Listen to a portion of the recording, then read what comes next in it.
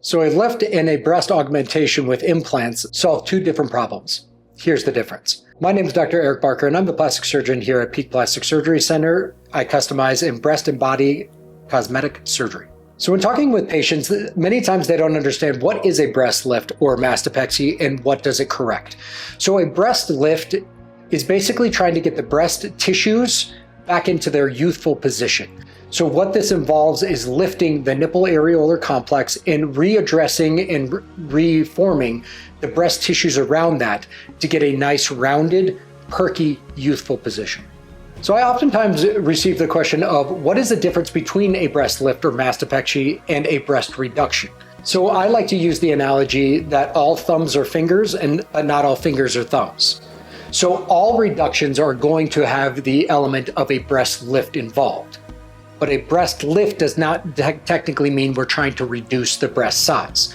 So what a breast lift is aimed at achieving is a more youthful, perky appearance to the breast.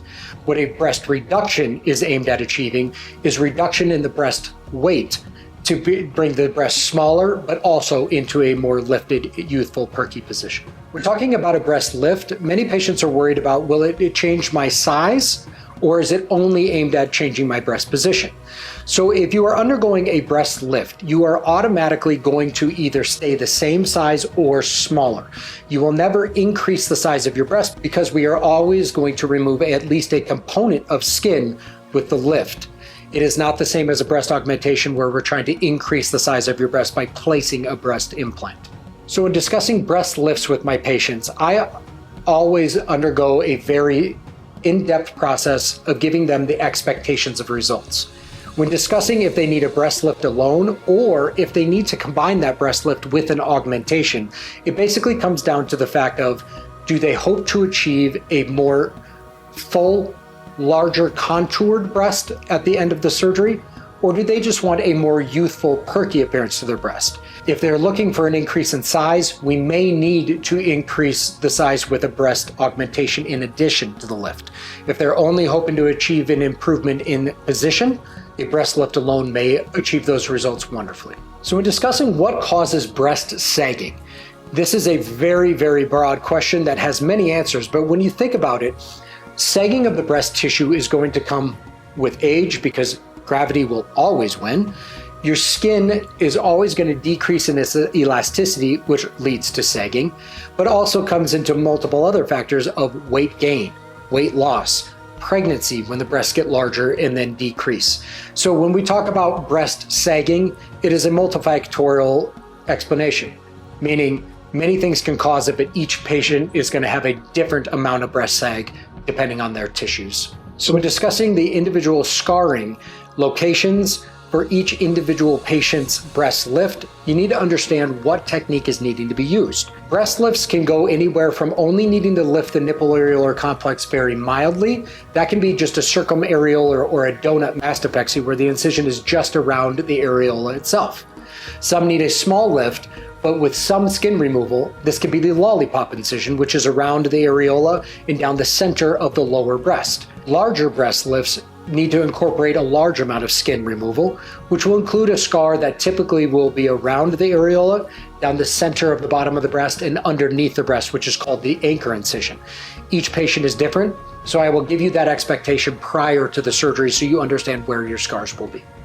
So when deciding when to undergo a breast lift, when you have children, or if you're planning to have more children, is very important. Just because you're planning to have kids in the future does not mean you should not have a breast lift. However, when you have a breast lift and then have future pregnancies, you do need to understand that your breast size, shape, and position may change because of the pregnancy.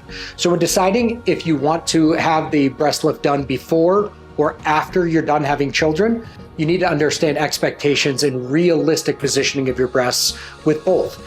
This needs to be discussed with me well prior to undergoing a breast lift surgery. So when understanding how long results last after a breast lift surgery, it really comes down to the individual patient. Results should last for years. Some patients will never need another procedure again. The breast will sit in the same position for the rest of their lives. Some patients, whether it's natural, weight loss, weight gain, future pregnancies, medications, multiple other factors that come into play, may have additional breast sagging in the next 10 to 20 years. So again, it just depends on each individual patient, but these results should last for a very long time for each.